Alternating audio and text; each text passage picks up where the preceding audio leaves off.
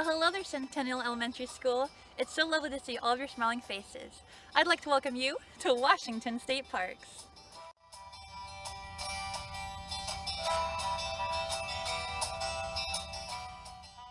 My name's Alyssa Adams, and I'm an interpretive park ranger out here in Southwest Washington. Your teacher told me you're working on a virtual science fair, and she asked me to help you out. So of course, I jumped at the invitation. I love my job because I get to work in some really beautiful parks. And today, I want to take you with me as we race into action to keep our parks healthy. Let's go!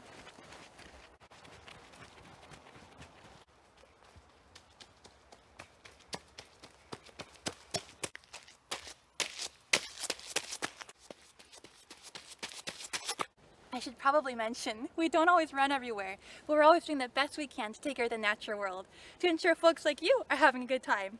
Let me show you. I work for the Upper College area at Sequest State Park, Lewis and Clark State Park, and Kinswa State Park. And wherever you're at, we encourage you to embrace your nature. I'm a fan of hugging trees, and I bet many of you are too.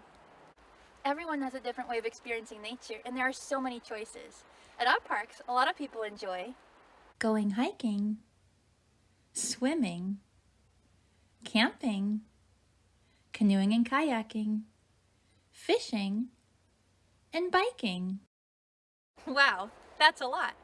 What activities do you enjoy?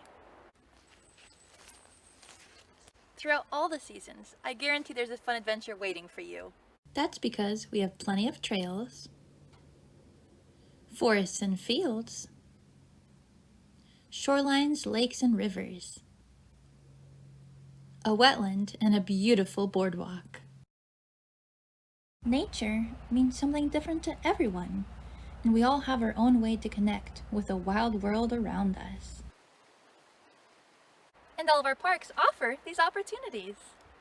Sometimes, all it takes is a moment to pause and appreciate the scene before you. When you respect the places you care about, you're more likely to protect what you're thankful for. And we'd love your help to make this happen. Can we count on you?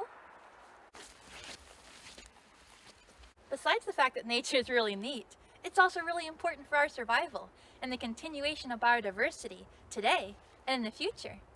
But I bet you're wondering, what's biodiversity? Bio means life, and diversity is variety. It's the abundant variety of life found on Earth, or more specifically, right here where we're at. This includes both the number of species and different types of species. And it turns out, this is a complex process because everything is built upon relationships that depend on one another. It's like a giant stack of blocks.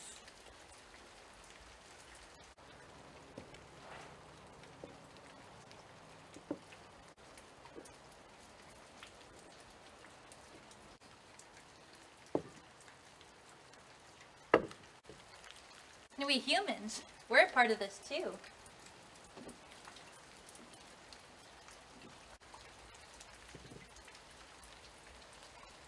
As you can see, everything is connected. And this brings us to ecosystems. The community of living organisms, the plants and animals, that interact with the physical environment all around them, such as the climate, air, water, and rocks. The trees, plants, and soil create food and habitat for the insects, birds, and animals. And in return, the insects, birds, and animals support the trees, plants, and soil. And all of this is happening right here in our parks. Sometimes where we can see it, and sometimes down there beneath our feet. There's decomposers enriching our soils, pollinators helping our plants, herbivores eating those plants, and predators controlling the prey. And this happens over and over and over again. Out here in the forest, cones fall from our trees. And eventually small critters such as this mouse harvest the seeds from inside the cones. Well, at some point, those seeds pass through their system in the form of scat. Those scat piles become trees all over again. Predators in the forest, such as this owl, roost at the top of those trees and hunt these mice. Well, with that process, the cycle continues all over again, from this cone to that tree and everything in between. The important thing to remember is that each species has a role to play in keeping the system working, and this system keeps us alive.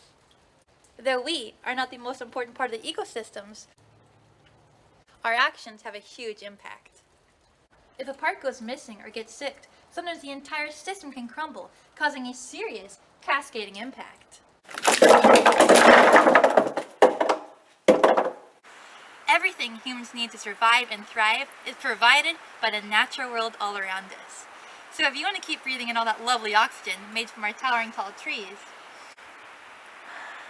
and having food, water, shelter, and materials, as well as a hospitable climate, it becomes our job to help preserve the biodiversity, habitat, and ecosystems of our parks. Within this system, nothing can exist without another, not even you or me.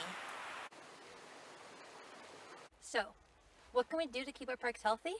We can all be stewards of the landscape, caretakers for the great outdoors. These efforts are all a great way to leave no trace. To leave the world as you found it, or better than you found it, so it's there for future generations to enjoy. What we do today will help for a better tomorrow, and there are a few things you can do each time you visit. Number 1, stay on the trail. Going off trail can damage or kill certain plant or animal species and hurt the ecosystems that surround the trail. Sometimes it can be hard to stay on trail, but try as often as possible. And if the trail is too wet and muddy, consider saving it for another day. It could be dangerous for you and dangerous for the nearby ecosystem if you trample it by accident.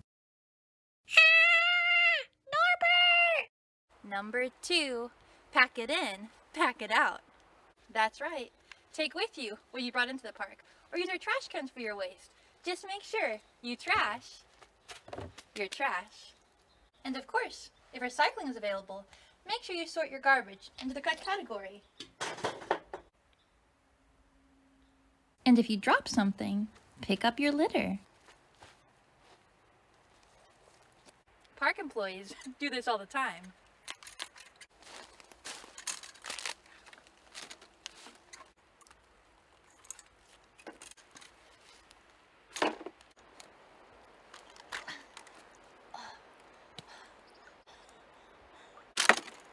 And when we find garbage in the middle of nowhere, we have to get creative.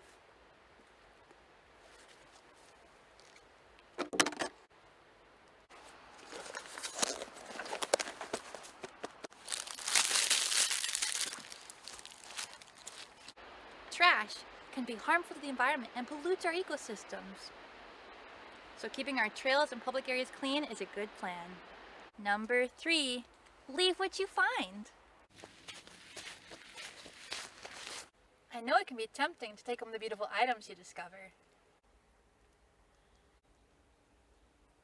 But we should all make an effort to keep them where they belong. Of course, we encourage you to use your senses to explore with, so you can look, touch, or even smell the things you find. Just don't take them. Natural materials will eventually decompose back into the soil, adding nutrients, providing food and habitat, and adding to the unique features of the land. A good way to remember this is take only pictures and leave only footprints. Number 4, be careful with fire. I bet a lot of you enjoy having campfires when you're out camping. It can be a lot of fun, especially when you're making dinner or s'mores. But I'm sure you already know that fire can be dangerous. When out of control, it can create massive forest fires that destroy wildlife habitat, human development, take lives, and cause air pollution. Sometimes, all you need is a camp stove to cook on, or maybe to see, a headlamp or flashlight. So make sure that fire is your best option. When you build a fire, make sure it's in a safe location. And when you're done, please extinguish it completely.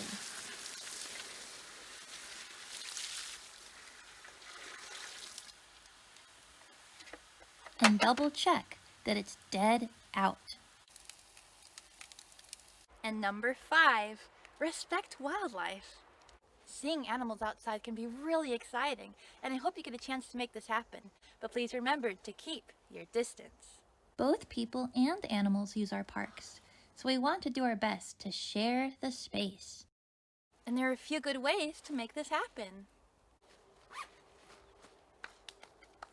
We can do our best to keep a clean camp, so we don't accidentally attract wildlife with our food and interesting human smells. Wild animals are best suited to their wild habitats. We can make responsible choices with our pets, so they don't disturb the wildlife or disrupt their habitat or natural behaviors. This could include keeping them on leash and cleaning up after them. We can make sure not to feed the wildlife, so they don't become dependent on human assistance. Everything they need is already in nature. And we can try to be extra careful during sensitive times of the year, such as mating, nesting, raising young, and hibernation in the winter. Using binoculars and staying quiet, can increase your chances of seeing wildlife, and sitting still can make it last even longer. How exciting, look! There's deer over there. Please remember to keep your distance. As you can see, there are simple steps you can take to help us protect our parks while continuing your grand adventures. As you walk our trails, paddle our waters, and bike to your heart's content. We hope you join us in helping to keep our parks healthy for years to come. Thank you for all you do, and we can't wait to see you out here in our beautiful state parks.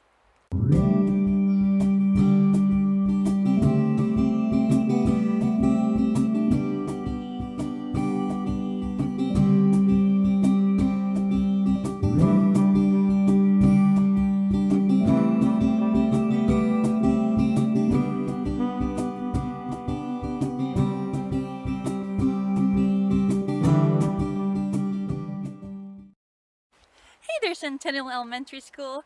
You didn't think you'd get off that easy, did ya? I've got some questions for you. Are you ready? Number 1, where will your next adventure be? Number 2, what's your favorite thing to do in nature? Number 3, why do you think it's important to help protect the environment? And number 4, how will you help to keep the parks healthy? Thank you once again for joining me on this program. Have a good day.